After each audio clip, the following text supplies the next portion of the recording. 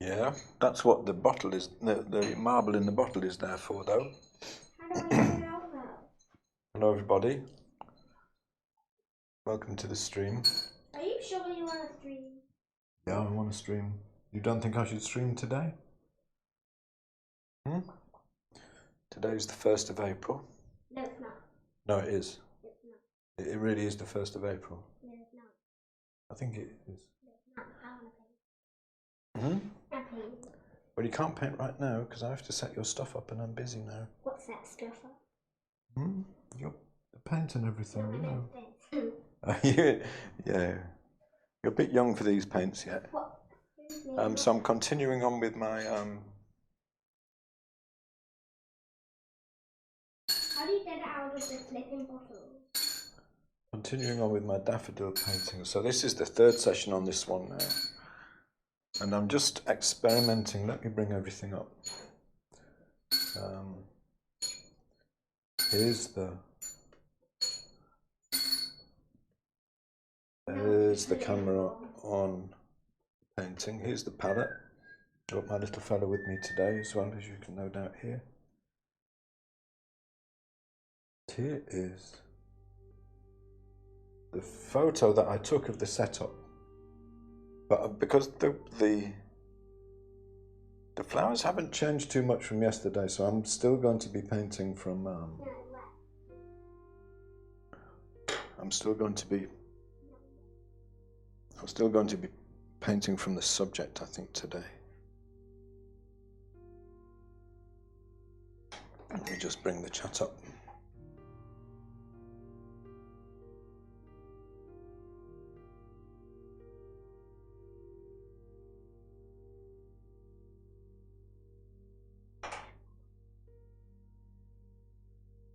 I think I'm live. Look very live to me. Difficult to say for sure. Please say hi in the chat if in the comments in either Facebook or YouTube if you can see me and if you can hear me okay, because thank you, Georgia. Good morning. Hello, Elaine. Hi, Loretta. You're very welcome. Hello, Irene. Hello, Diane. Nice to see you. Someone on YouTube. Yeah. Carolina is on YouTube. Hello, Carolina. Brilliant, thank you. I'm going to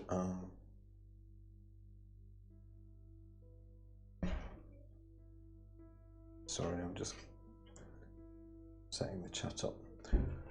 Little fella has left the studio. He got bored already.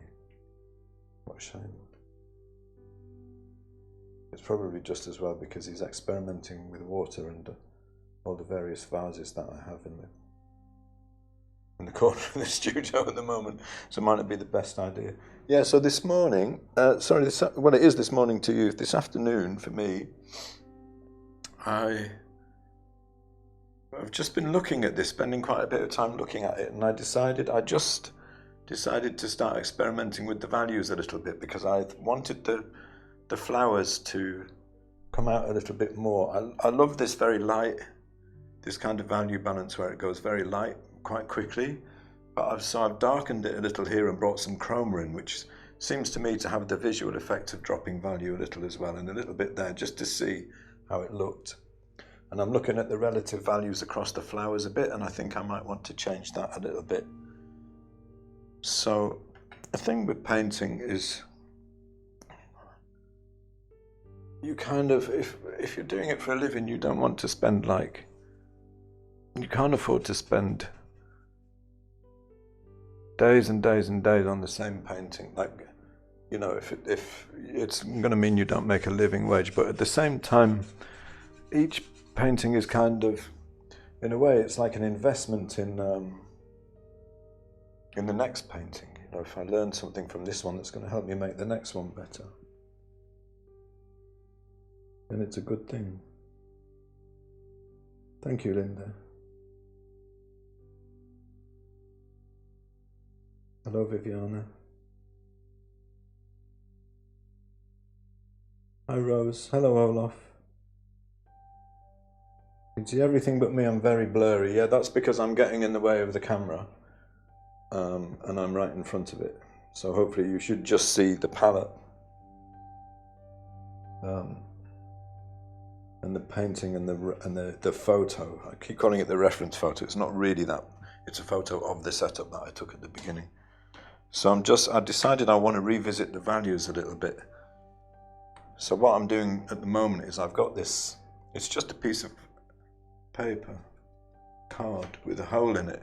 And then these are Munsell chips of a value scale. So this is the range of paint. This is the very lightest you can get in paint, and this is the darkest, like ivory black. And I've taken one of the chips out, and I'm scanning across, and I'm like, at the moment I'm holding it over on the subject. I'm holding it over this area here, that shadow, angling it to the light so that it exactly matches the value, and then scanning about to see what else is that value. So this area around here is the same value as that.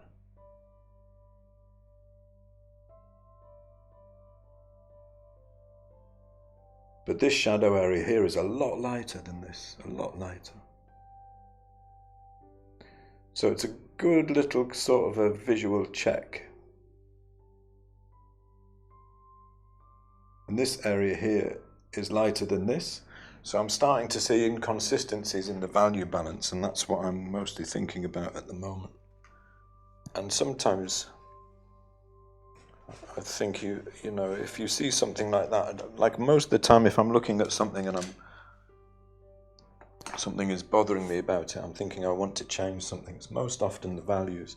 So I just tried putting a little bit of darker value and more chroma here, which would then mean, by the way, the first thing that I did today was, after I mixed my colors up, was to get some of this Rublev oleo gel. It's just heat bodied oil, just stand oil really, made into a gel. And then I've rubbed a really thin layer all over the background so I can paint into it and it still feel wet. One color I haven't mixed, shadow color. Let's move these over. I'm gonna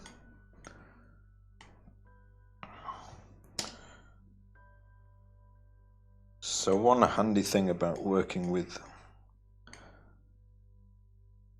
Munsell like this, and especially with having the chips, is I can mix every session exactly the same colors as I was using last time. And I mix the colors for a very simplified form of painting where I'm mostly thinking just about shadow and light. But I don't have this one. So I'm going to mix that now.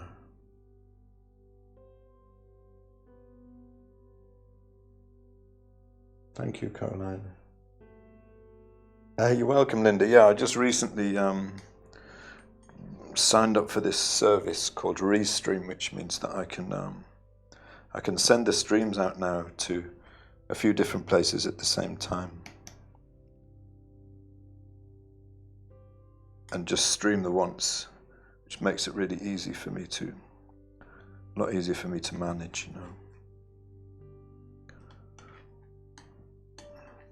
At the moment, not many people are watching on YouTube, but it's probably because I've been very, very active on Facebook for quite a long time and haven't been on YouTube at all.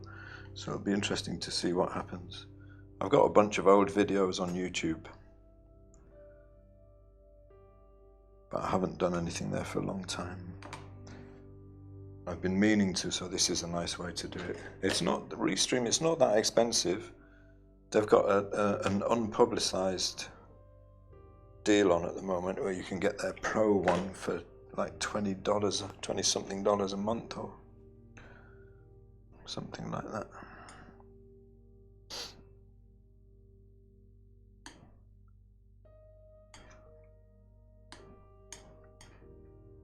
So if you stream a lot like I do at the moment, you know it's worth thinking about.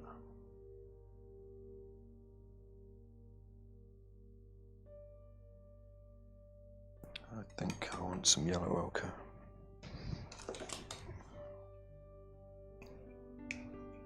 Because this general shadow color that I'm mixing here, this one, is a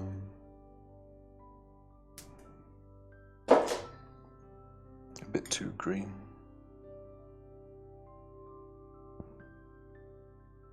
And yellow ochre is really best thought of as an orange yellow.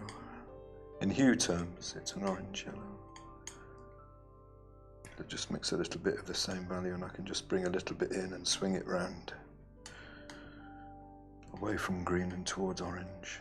Just a tiny bit.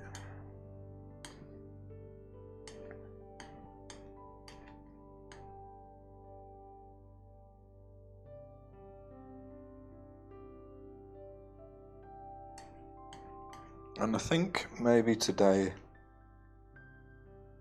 so that's like a lower value shadow colour. I think maybe today I'm going to mix a slightly lower value version of that as well, because I'm looking at the values now, I'm just thinking that I want to bring it down a little bit. See, if I bring this down, then this comes down too, because actually in the subject they're almost the darkest part of this and the background are almost the same value. I just felt like I wanted it's a bit hard to explain, but it's just a feeling. I felt like I wanted more definition in the flowers, you know, more separation between the shadow and the light. It worked well when it was very simple and I painted them all mostly with just two colours, just shadow and light. But as I started working into the form, I'm struggling to show the form clearly, and I'm working in a very narrow value range. So I thought, well, if I drop the value of the background a little bit, it will help the lights to stand out a little bit more, and also perhaps it might help me to get perhaps a slightly better result with the flowers. And I want to make sure that I get these relative values kind of a bit closer today.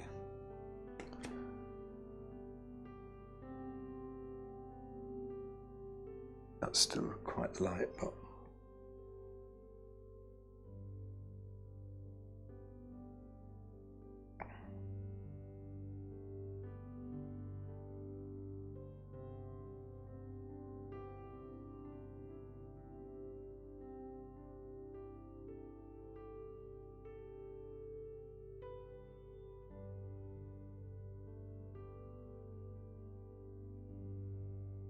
yeah, Susan says, I love your commitment to checking value. It's because it's just so important, especially with flowers. I mean, they're a challenge from a value point of view. They're a challenge.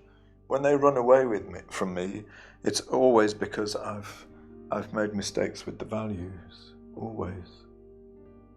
So I'm moving forward with this painting and then pulling back, you know, bit by bit. I'm thinking, yep, it's established the value balance, and then I'm painting into it some more, doing some more detail, and then I'm pulling back again and thinking, no, that wasn't quite right. I want to re-establish the values again and change it a little, the balance. Forward and backwards a lot with this one.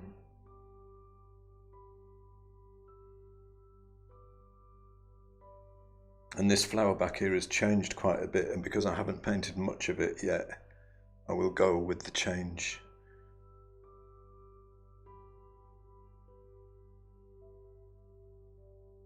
Comes right out to here now. But that there is very near to the same value as the background. So Rory says, Paul, when you talk about how you decide what to do with the background, the photo has a distinct horizon line, your painting does not.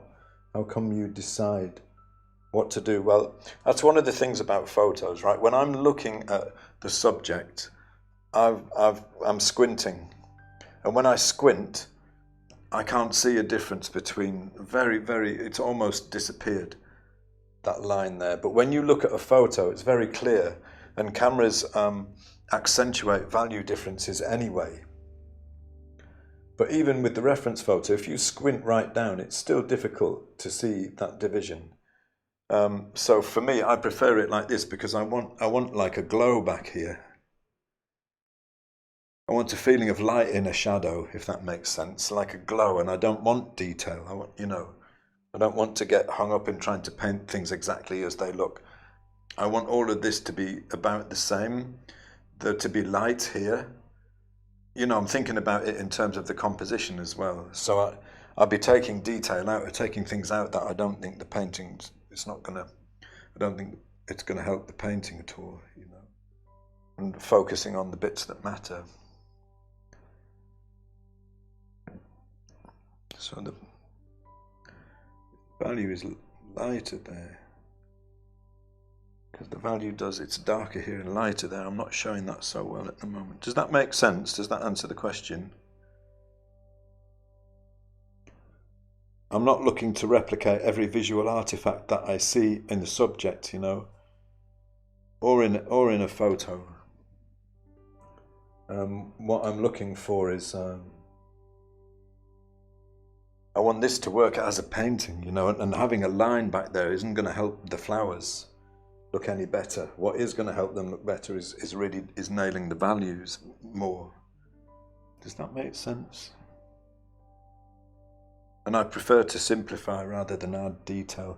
I'm not bothered about this looking, how can I say this? I want it to look real, you know, because that's a large part of the expression for me of the painting.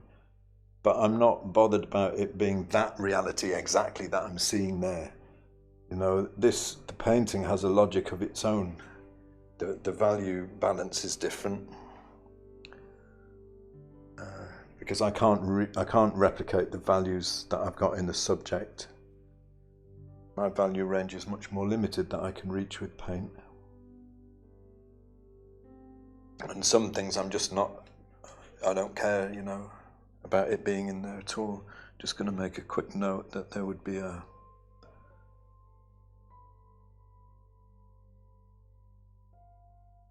oh dear.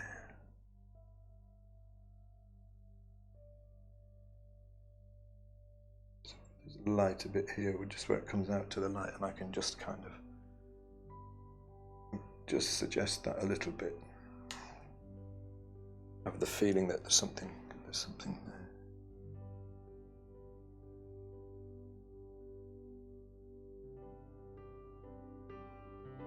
there. Down here I have this bit darker.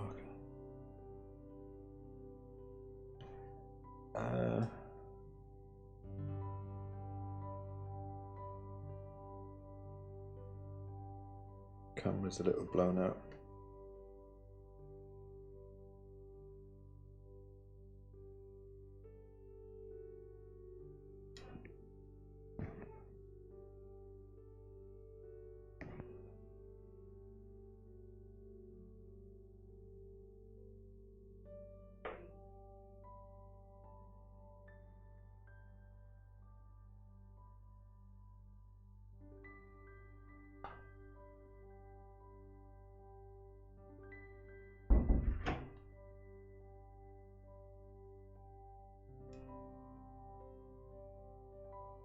I'm going to need to match that over this side too.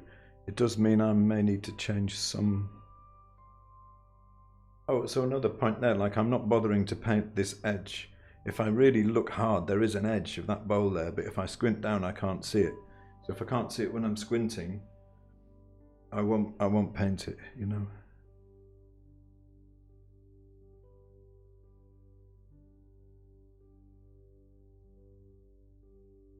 Yeah, I think this is probably going to improve it overall. I've put just a little, I'll need to change the value of this whole shadow. I'll put just a couple of little notes there. But it seems to be making this highlight here pop out a little bit more too, which is nice.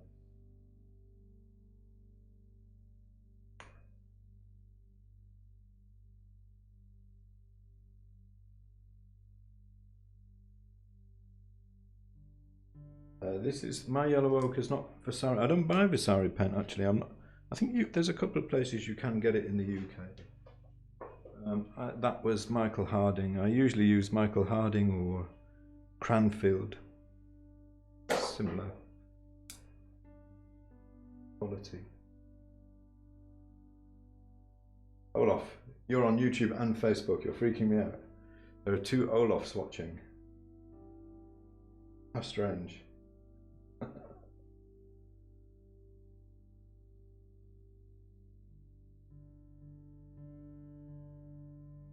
That's an interesting question. Lilia says, is it conceptual value match? What I'm trying to find is the relationships. I'm going very much on what's there, but I'm interested in the relationships, getting the relationships the same. So if something is darker than another area, actually no, I can probably explain that better. Like what I'm looking for at the moment. So I've got this value and I've changed this value, right? I've brought this value down. So that means anything else which is the same value as this in these flowers needs to be brought down too. So this here needs to be the same value. Oh, that's a shame. There was a really nice bit of petal there and it's moved now. I'm going to keep it. All of this needs to be because it's the same value visually, you see. So if I check, I can check again. Well, I kind of find my chip. Here it is. So like this. So I'm going to check. I want to know the value of these petals back here against this. So if I angle, so if you angle, you can see that hopefully the value of this chip changing. So I'll angle it until it exactly matches the value of this on the subject and hold it over the bit that I want to check, which is here. I'm just trying to make a few notes of relative values because I think they've run away from me a little bit.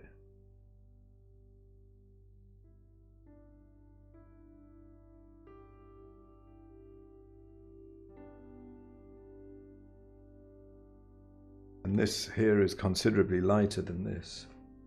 So that's probably about right in relation to that because it's a bit lighter.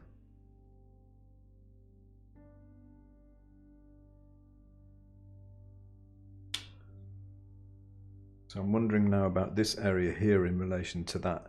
I'm just making a few, just checking relationships here and there because it's just gonna make such a difference.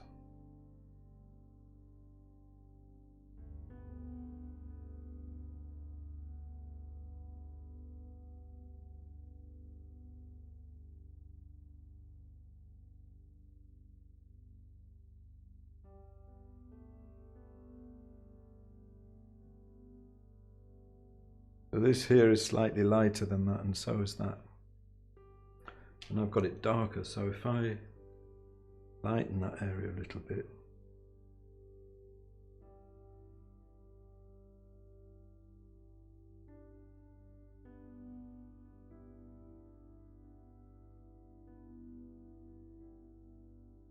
All of that should really be lighter.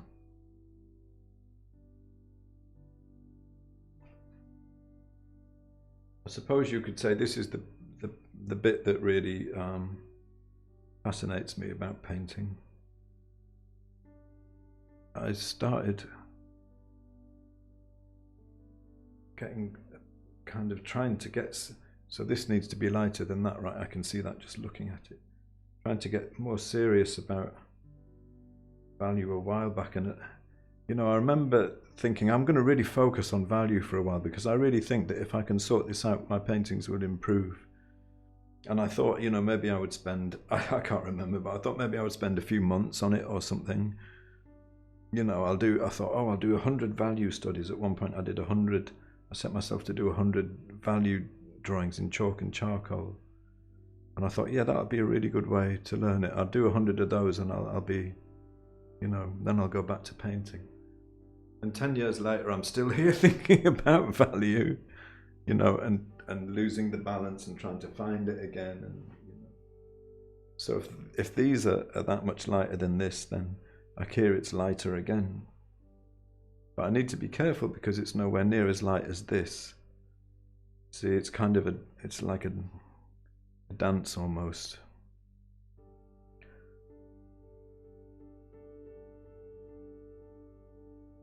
So I want light here, but this still has to show.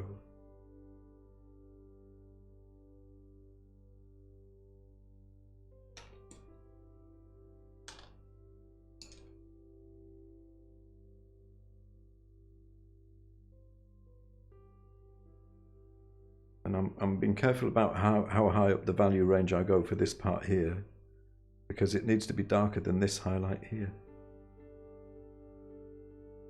Just enough to make that work as a, what's the form there to make that work as a highlight. And I find quite often it happens when I start to work into the detail of things that I lose the big shape. If I work into the detail too much, I put in too many value mistakes and I lose the clarity of the big shape. You know, big shape painting is, I mean, it's definitely the way to start, and then how much you refine it is largely up to you. I think it's a personal thing, but very easy to lose the clarity.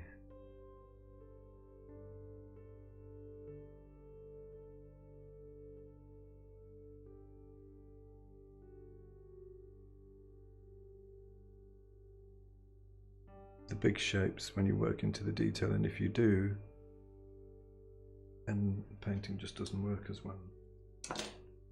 I find, anyway, this is something that's been thinking a lot about lately. Simplifying and getting those big relationships right, and then stopping when I feel I don't really need to do any more, you know, then just adding enough detail to make the thing live, and then stopping when I feel I don't need to do any more. So you'll also notice that there's probably quite a variance between what I'm painting here and how it actually looks on the photo, and that's a lot of that will be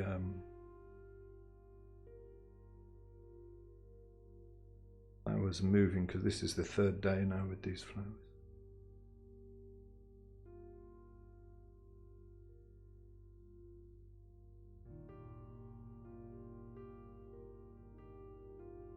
Like the shape I'm getting there at all. I don't know what. Lost the shape.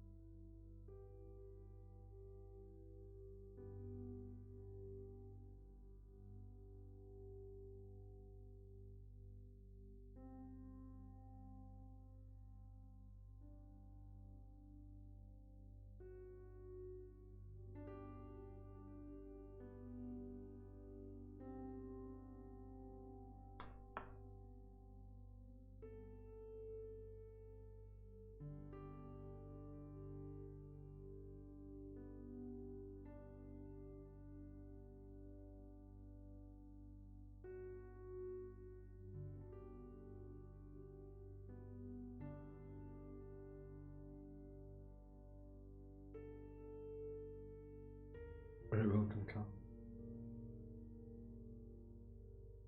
You talk about the colour you're using in your mixes. That's a big question.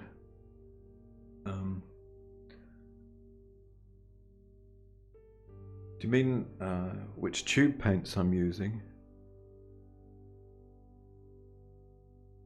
I mean, I've pre-mixed anyway, so I mean, to mix these colours here, it was titanium white with this PY3, which is Michael Harding Bright Yellow Lake, Michael Harding Green Gold, raw umber to drop the chroma. I think that was it. And then these are mixed just with yellows, and I think these two have a little bit of white in them. And the same pigments actually, raw umber tiny bit, Michael Harding Green Gold. So this one is more green and that one is more orange, and then I can mix between them. Haven't used those yet. This is the same. These here are titanium white, raw umber, just in different quantities, Michael Harding Green Gold. and a bit of yellow ochre. Because as I was coming down the value range, this green gold got stronger, and it was the hue was too green.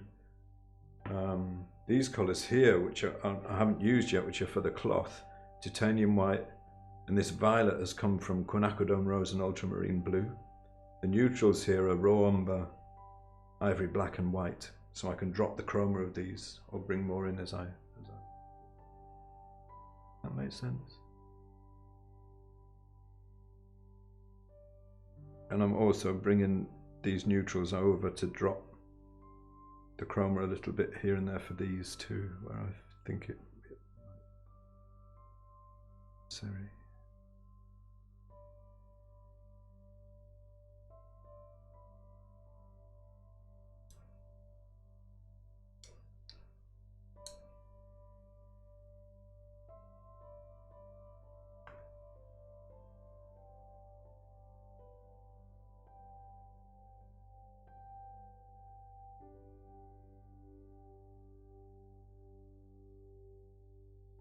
Actually, I'm going to bring up the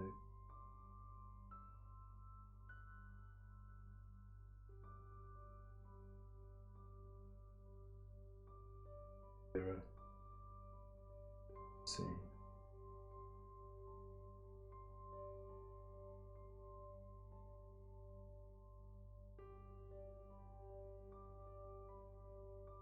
Good thing being able to adjust these cameras, the laptop, but sometimes I end up doing a bit too much fiddling, I think. I'm happier now. I'm feeling happier with the value balance now.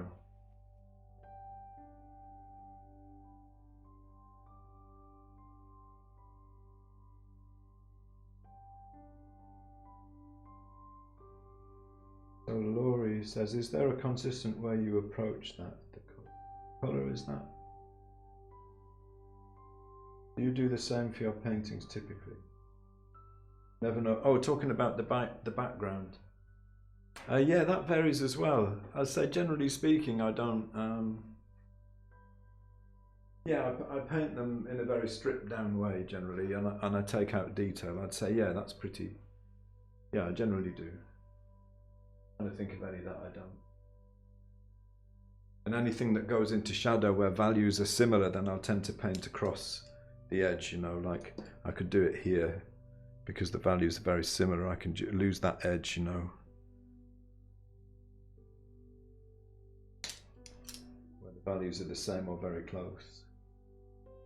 I think I can maybe, if I'm careful, I can put a little bit more chroma in there now.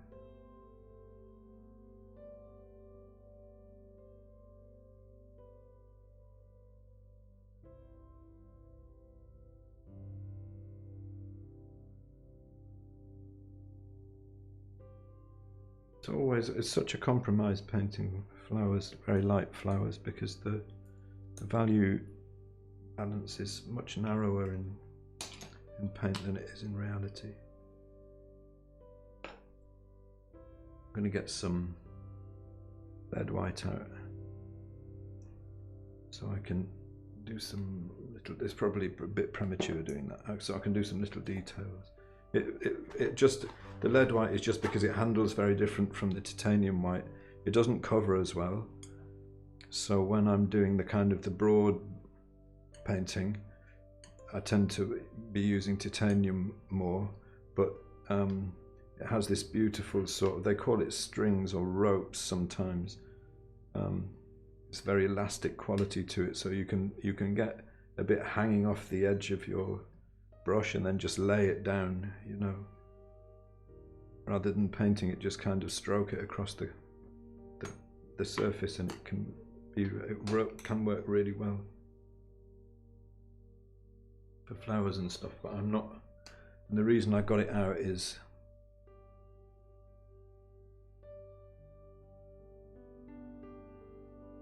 this isn't so easy to do with titanium, but I'm just wondering, because there's just a few little details, like the edges of these petals have a highlight on them, and if I bring that in, would it be enough to bring the forms out a little bit? That's what I'm wondering about.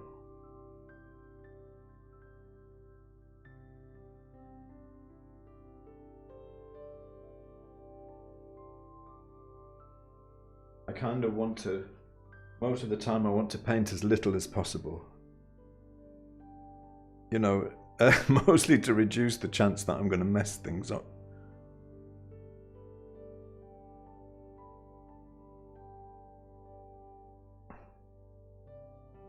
So I want to simplify and paint generally and just try and keep a handle on the values, keep control of all of that.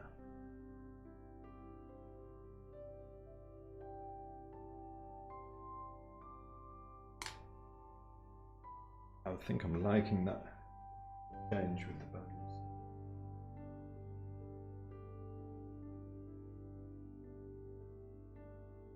It's still bothering me about this shape down here. Hello, big lad, you alright? You coming in?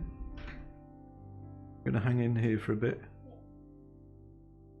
Oh dear. Oh dear. Gonna play with the water for a bit.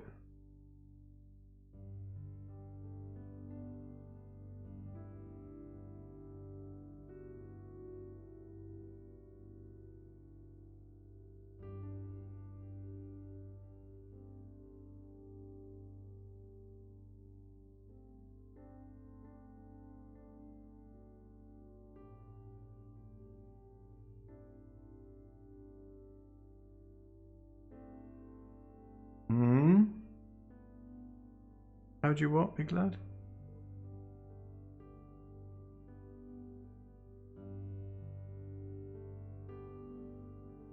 What do you think of my painting?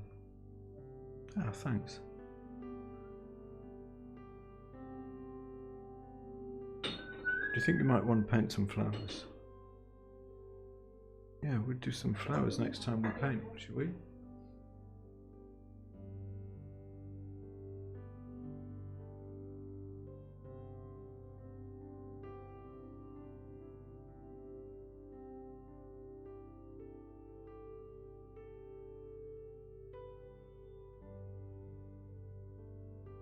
You all right there?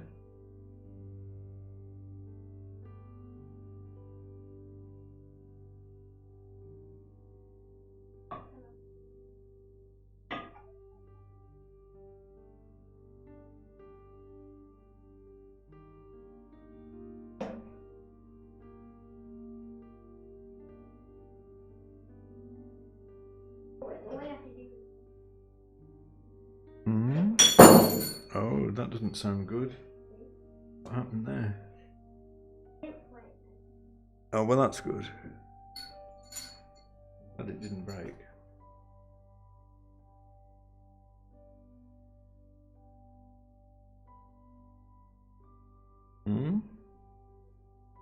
It flinged. You would say it flung. Can you say that word? Flung.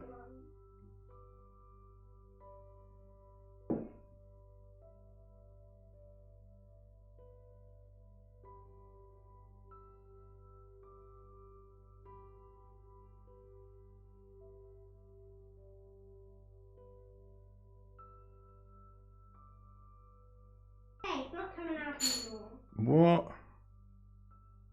We should tell it off. How come it won't come out?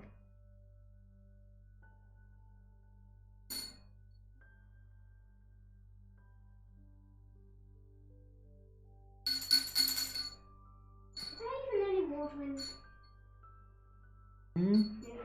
tub?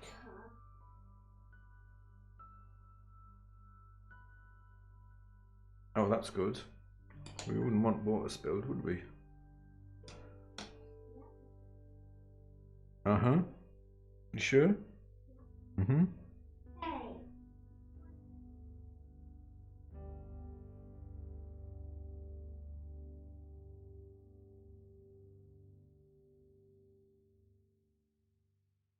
It's still overfilled. What are you up to over there? I'm getting really worried. Nothing at all. Never up to anything.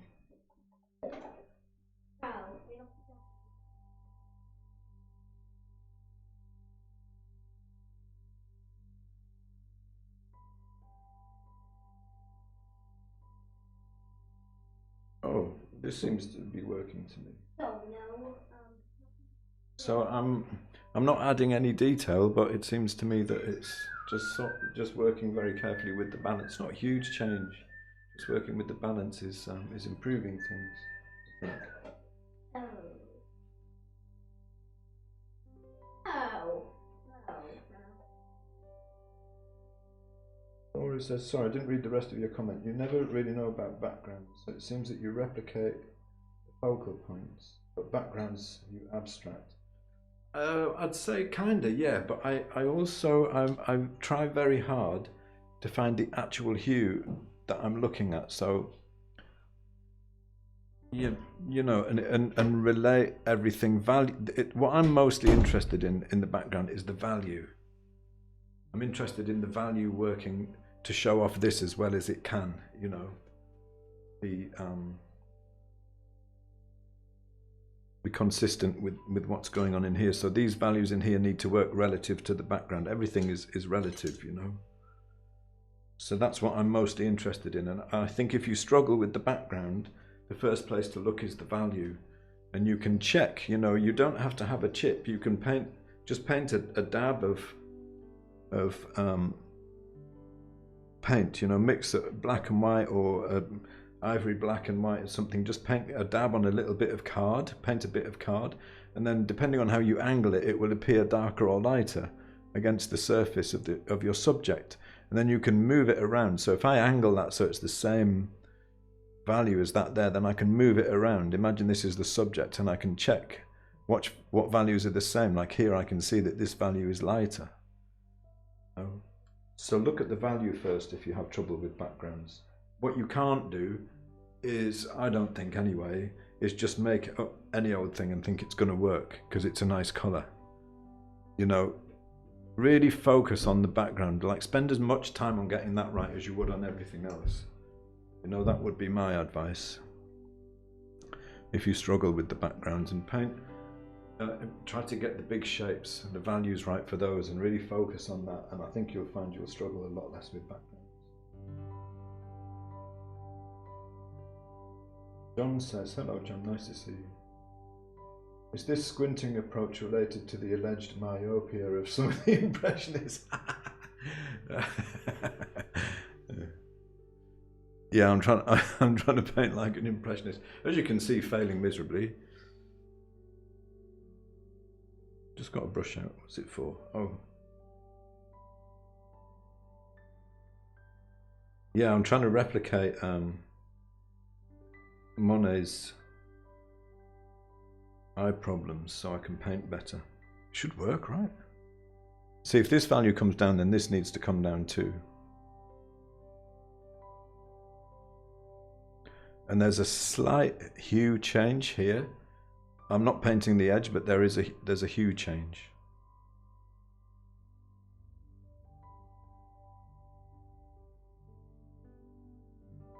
So I've gone into my my background. Sorry, my cloth string of colours for this bit here. And I can, you know, I can always just try adding a little bit more chroma, so I'm adding, I mean, it's still a fairly low chroma, but you know, you can play with it a little bit, like add a bit more violet, you know, a bit more violet, or make it go, have it go more neutral, you know.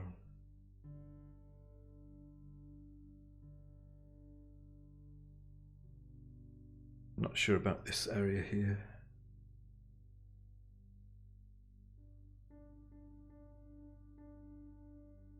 So this shadow here is cast by this leaf.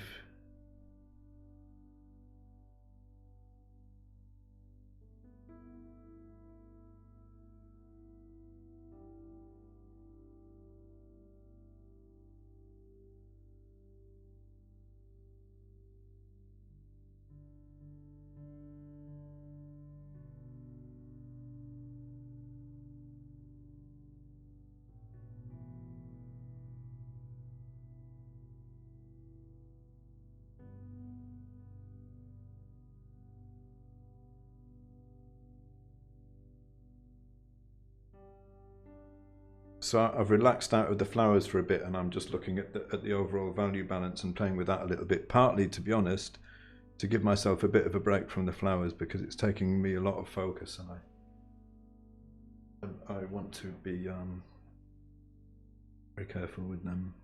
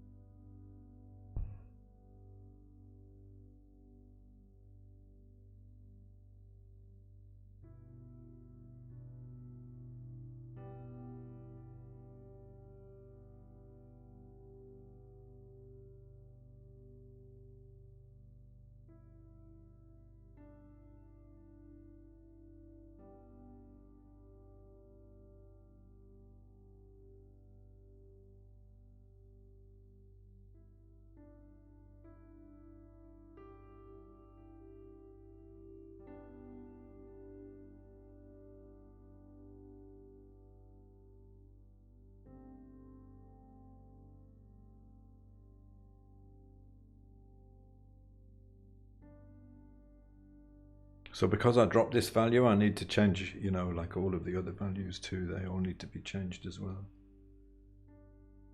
Otherwise it won't make sense anymore.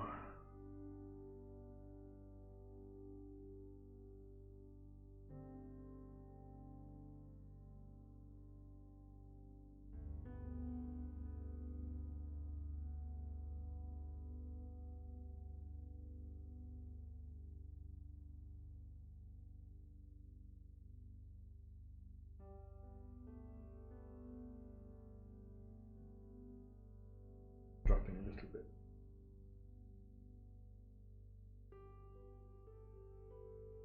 So I've found lately that putting a bit of chroma in here, like not having this too neutral, helps it to, if it's slightly lighter, I know, and I put a little bit of extra than it actually is, and I put a bit of extra chroma into it, and I don't screw up the hue, then it kind of gives a bit of depth, seems to me.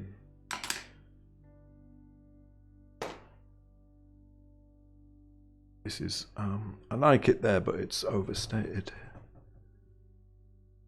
So this, all of this I'm painting into a couch, you know, a thin layer of oil, that Rube leather oil.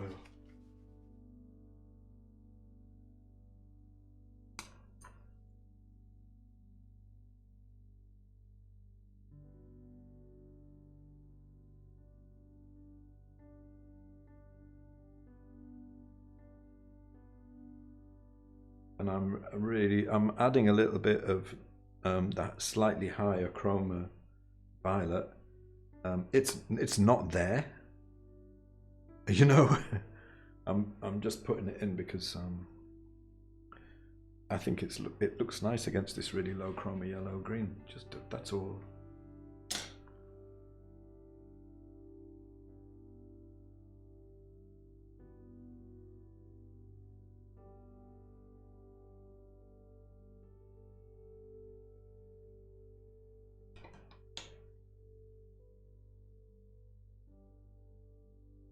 Let's go back to the flowers.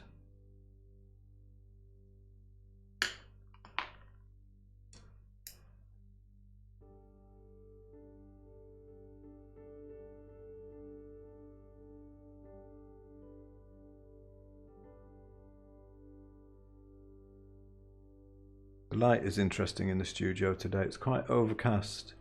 It seems to be getting more so, but it's meaning that it's not, the light isn't moving around quite as much as it sometimes does.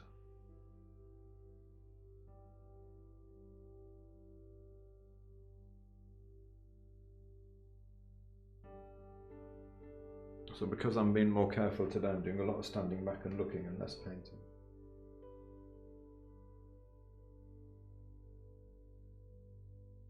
Oh, I didn't know that. Laura, you're myopic. Wow. You still have to squint, yeah.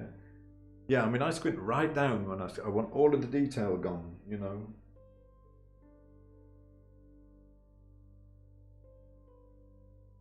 Hi Michelle, thank you.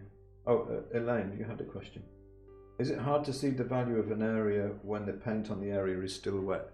Well, not for me, because I've got the lighters coming in from this side, so there's no glare. I mean, if you've got a light on your panel and there's glare, you know, if it's reflecting, then yeah, it's impossible. You know, you can't paint that way. You have to have the light set up so there's no glare on the panel, otherwise you've got no hope of judging the values. And Michelle said, are you okay with that symmetrical darker piece in between the flowers? I'm not sure which bit you mean, so I probably am okay with it. I mean, because it's right in the middle. Yeah, I don't worry about stuff like that. I don't worry about things being right in the middle, or, you know, I'm not. I think the rule of thirds is a load of old nonsense, and I don't. I shouldn't have said that, should I? I don't worry about all that stuff. If it looks all right to me, then it's, you know, that's fine for me. But actually, you maybe look at that, and I've just noticed there's a really nice petal shape in there that I can put in, which is there. I suspect that's not in the photo. No, it's not. And also, I got the shape wrong anyway.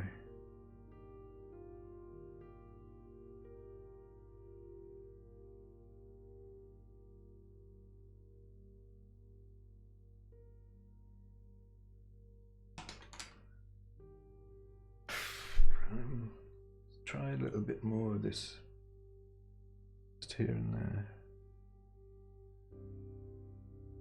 I'll say the thing that I find most difficult when I get to this stage is remembering to still to relate everything to everything else. It's very easy to get into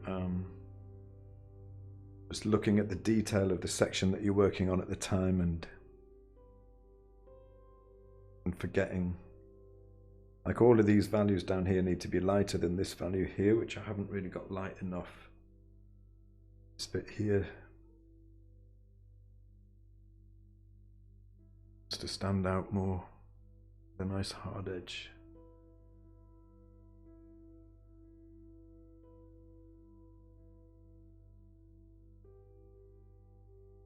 Hello, Elizabeth. Thank you, Tim. Renee says, you got me hooked on quinacridone rose. Quinacridone. Yeah, I've actually stopped using cad red since I started using quinacridone rose, because I find that if I've got that and I've got cad yellow, I can mix a cad red.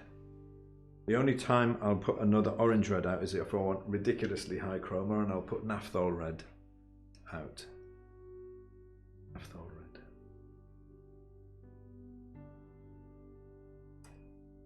And between the two, quinacridone and naphthol red, just like you just don't need anything else.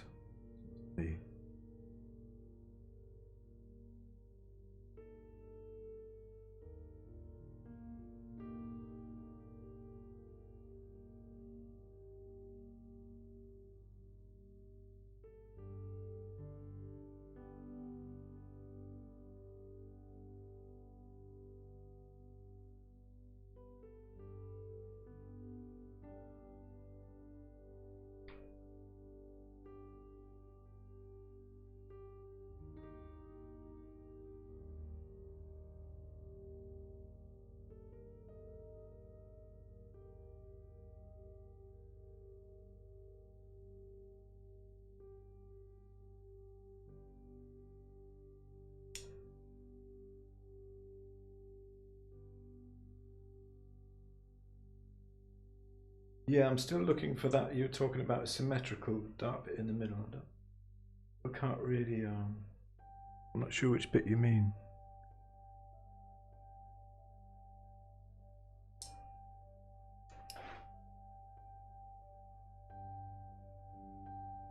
Whatever it is, it's not bothering me. No. I think I might be nearly finished, you know. That was what it wanted, was that value change. I'm a lot happier now. I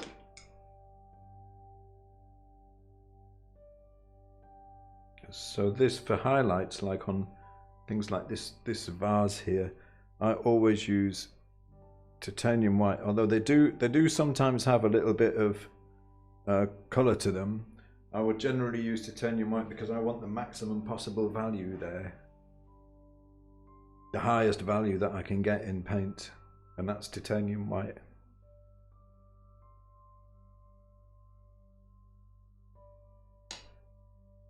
I'm probably not finished, but I think I'm a lot happier with it than I was.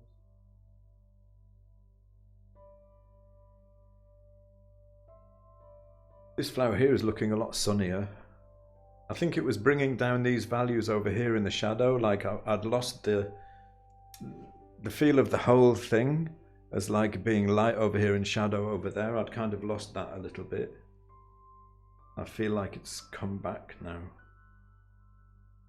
There's a couple of bits definitely do want to come down in value because they aren't as dark.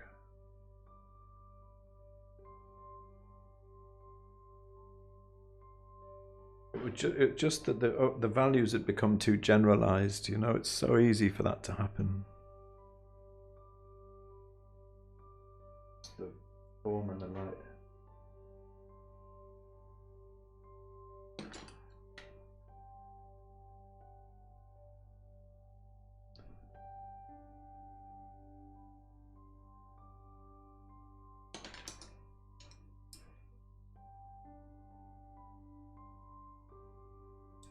Yeah, no, I'm not finished. I'm gonna go on and do a bit more there. There's more I can bring out, little bits here and there, I think.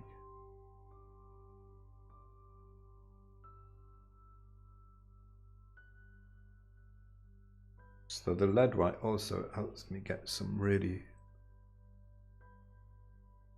emphasize some of these edges.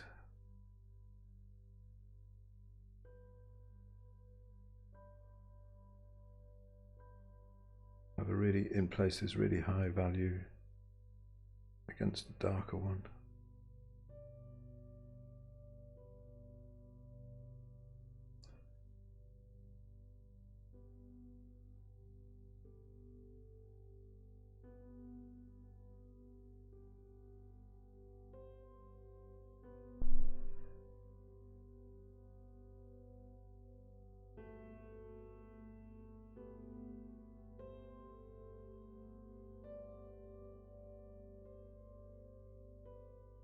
So there's I think there's a nice kind of a balance now between this one, which is sort of moving away from the light and into shadow, and this one, which is kind of in full light and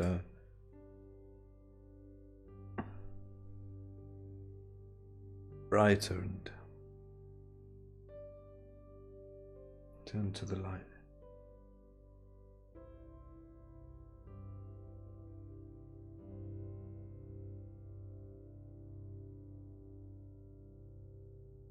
Need a bit more variation back here. This is a bit rubbish. It's all just general single value, not really working.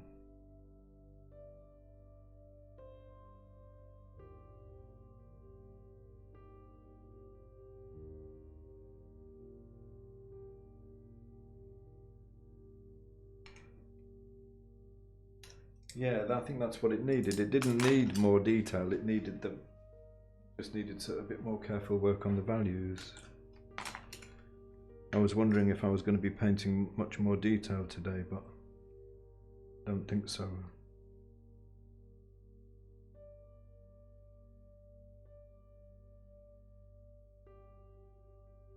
Oh! Oh God. Just slipped. Put that in entirely the wrong place. God.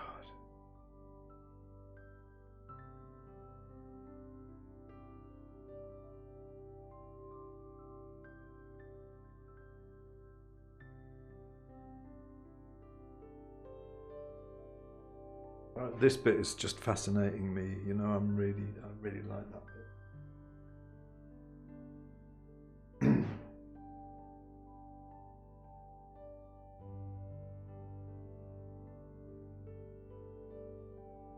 like the merest suggestion. Edge.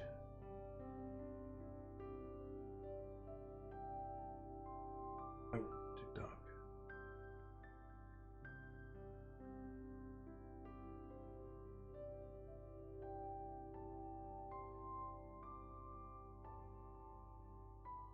Little bit.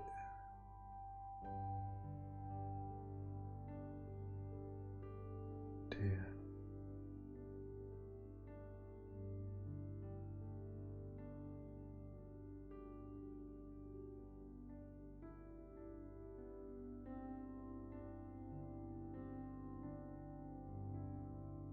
That's wrong. I've done it.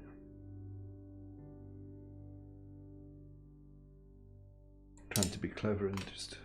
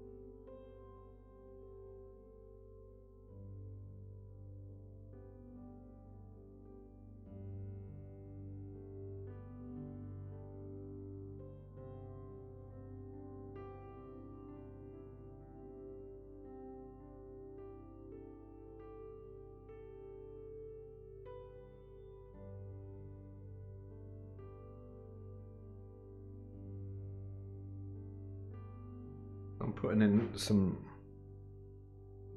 where it's between the shadow and the light. I'm putting in a little bit here and there of the violet. It's not there. You know, I'm making it up just because I like the look. It's not obvious. It's not like, you know, like the look of it against the. Let's have just a bit of light. Yeah.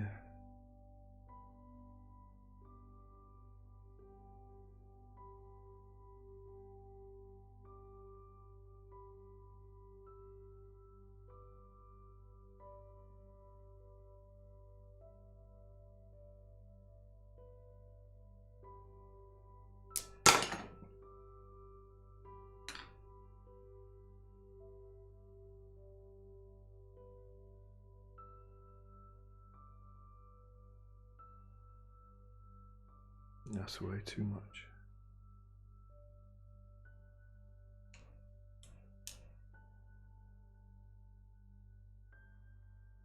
Need to sort this out now where I really messed up.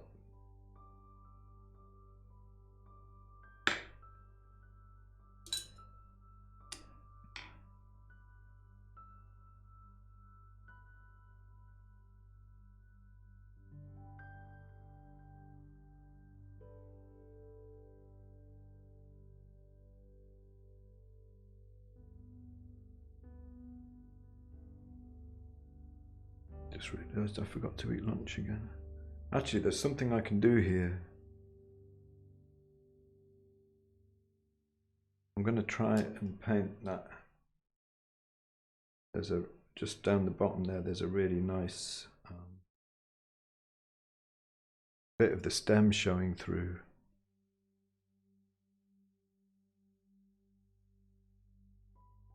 I think I'm going to see if I can paint that without making a horrendous mess of it.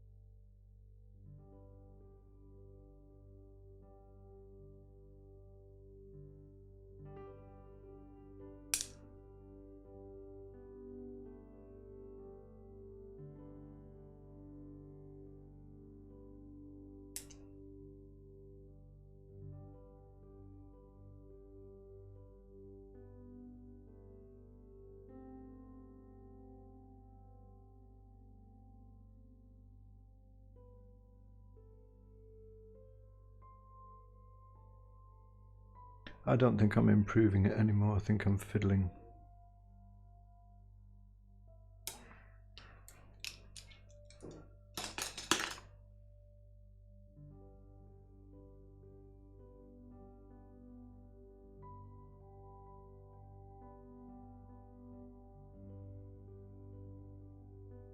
Thank you, Alison. The boys are off. They're doing schoolwork at the moment. I'm being primary school teacher in the morning, and Mum is being primary school teacher in the afternoon. It's amazing how they're coming on, actually. Individual attention is very much underrated, I think.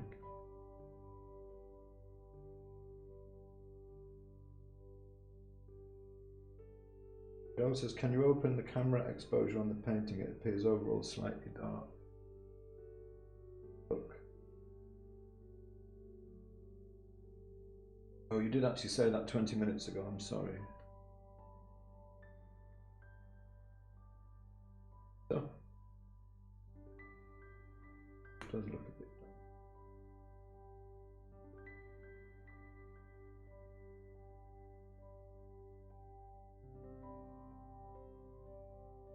Maybe that's a bit closer, perhaps.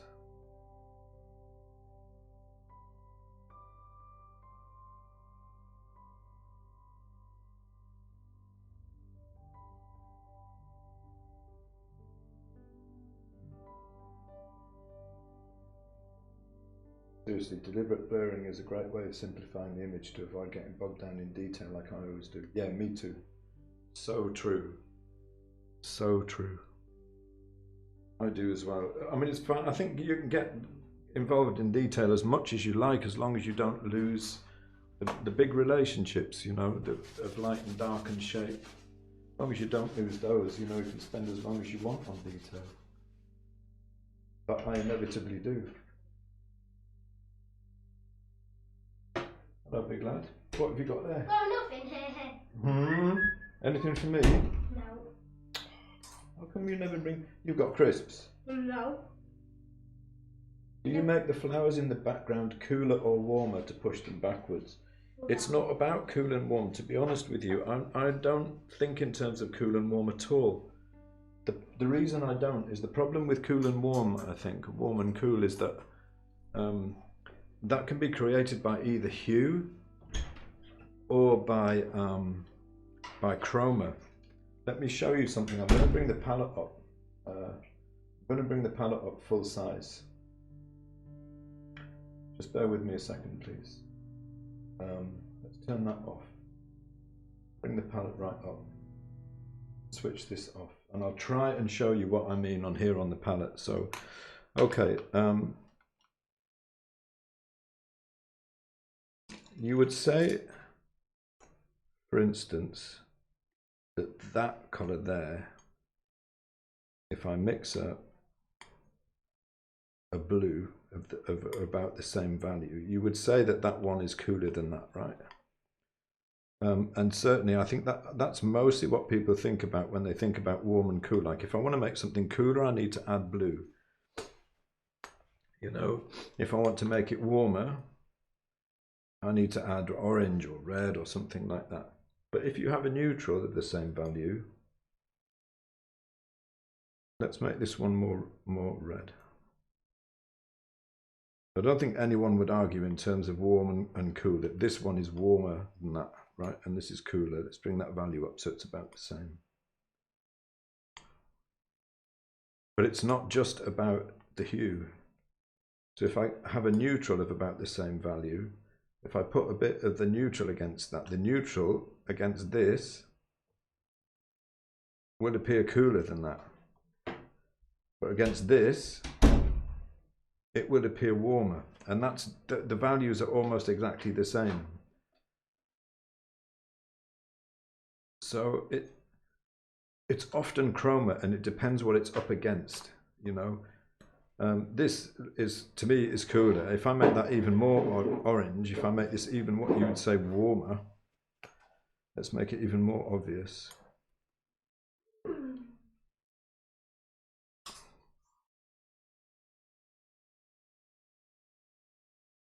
So this neutral here is cooler than this, right? But it's warmer than that.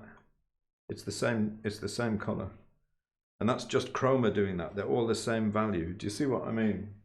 So I don't think about in terms of warm and cool at all. I think in terms of Chroma and value and hue.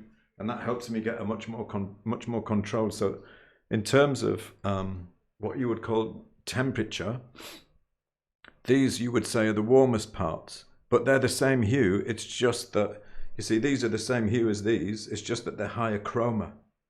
So they appear warmer. And that's why I dislike thinking in terms of warm and cool, because I find it too vague. So the difference here is mostly chroma and value. It's not hue. So it doesn't help me much to think about that in terms of warm and cool. It helps me to think about it in terms of chroma and hue. Hopefully that makes sense. I've found if I tried to think just in terms of, I thought warm and cool was a thing because everybody tells you warm and cool is a thing, right? And that you have to learn warm and cool. And I tried really, really hard. I did a lot of warm and cool studies and it got me absolutely nowhere. I was no further understanding colour after I'd done about 50 odd little studies of warm and cool. That's what my personal opinion. Dude, can you close the door? The cold air is getting in. Thank you. Yep, just texting messages. You're not. Oh no. He likes to watch my streams and put messages in. Yeah, Renee, the naphthol. Yeah, I get it out very rarely. Sorry, I'm very behind on the comments here. I'm just catching up a bit now. David says happy accidents are a rarity, aren't they? Yeah, I don't believe in those either.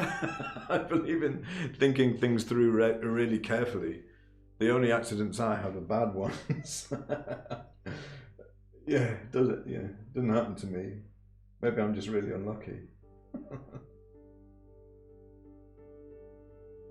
How do you know when you are done? Oh, that's such a, Kimberly says, how do you know when you are done? I haven't been able to call anything done for a little while now. I don't know. For me, I think a lot of the time, it's like, I mean, you can carry on working on things infinitely as long as you don't add more mistakes, you know, I suppose. For me, it's like, sometimes it's just when I'm too tired and I know I've gone off the boil and, you know, generally it's a feeling that if I start adding more, I'm not going to make the painting better. I guess a lot of that, but it's, you know, that's a really hard one. It's probably the hardest thing I find anyway. Thank you, Anita. Oh, have we got that message? Oh, what are you doing? Oh, nothing. What are you up to? Those messages that are coming up from me are not me. They're my little fella. He's on my YouTube stream. Emma says, does it work the same in watercolor, chroma and value? Yes, yes it does, yes. Works exactly the same. I can't paint watercolor. I'm rubbish at it. I find it way too hard. I don't know how you do it, to be honest with you. You have to plan so much more carefully. You know, I can change something. I can make something lighter if it's too dark. You can't do that in watercolor, can you? You've got to know from the beginning what the value balance is. I'm in awe of watercolor painters. I don't know how you do it. But yeah, I mean, you know, it works the same, but obviously you need to translate it to the different medium.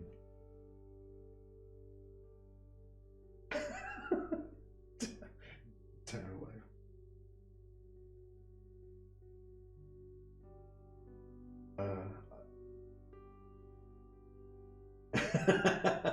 Thank you, Carolina. That's not actually me writing that. That's my little fella. Because sometimes he gets to watch videos of streamers he likes on YouTube playing Roblox, and they always say, like and subscribe. Smash that like and subscribe button. So he thinks that's how you go on in life. Daphne says it'll be interesting to compare the flower on lower right to the first version, in other words, the one you scraped out. Yeah, it will actually. That will be interesting. That's one thing about having video of it, is that you can always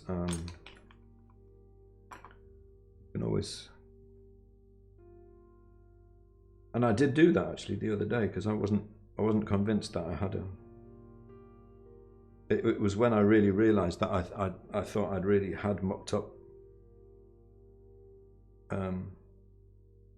I really had mucked up that flower and I was going to do it again. I went back and I watched the video and I had it on pause and I flicked through at various points and I realized that at the end, by the end of the video, I'd completely mucked it up. I'd lost the value balance and everything, you know, and it wasn't working at all.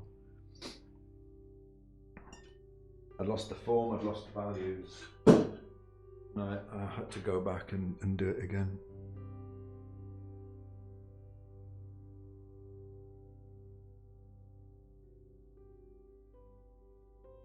I'm considerably happier with it now, I think.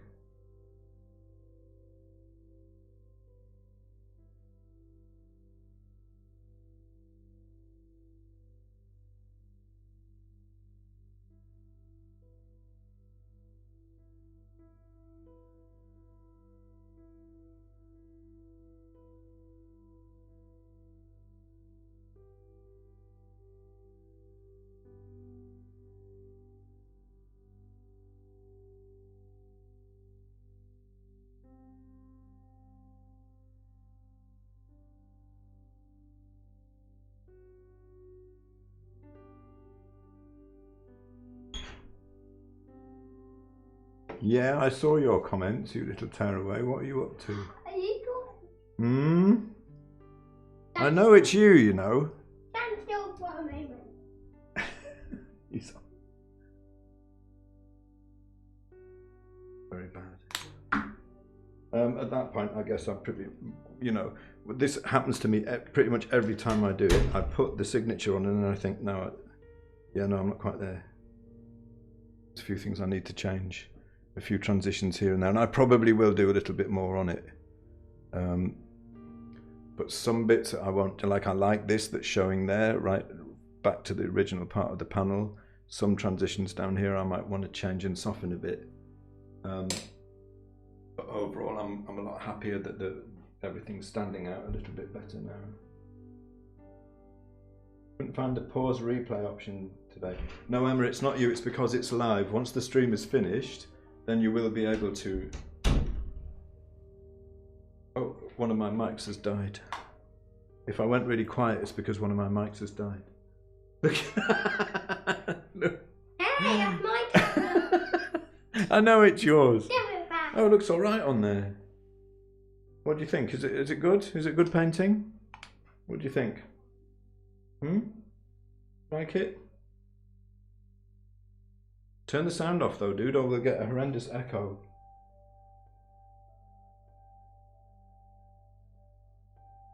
So sorry if I didn't get to everybody's comments today. I'm going to stop the stream now because I think the painting is finished. Although, yeah, maybe not.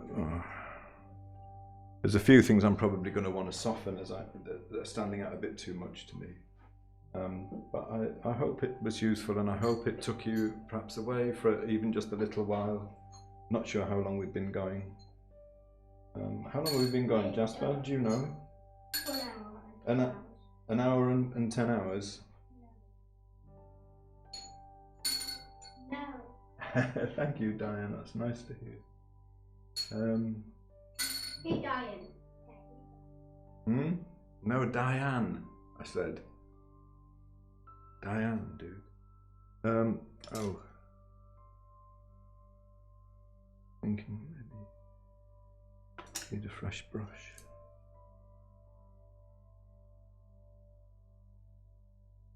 Just a little bit here and there to bring up the value.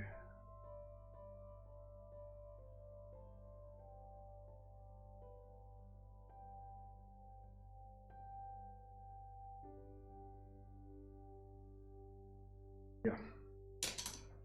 No, I think she's done. Thanks very much, everybody. Thanks for watching.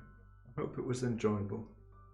I will see you again at the same time tomorrow, and I probably by then will be on a new painting. See you again soon.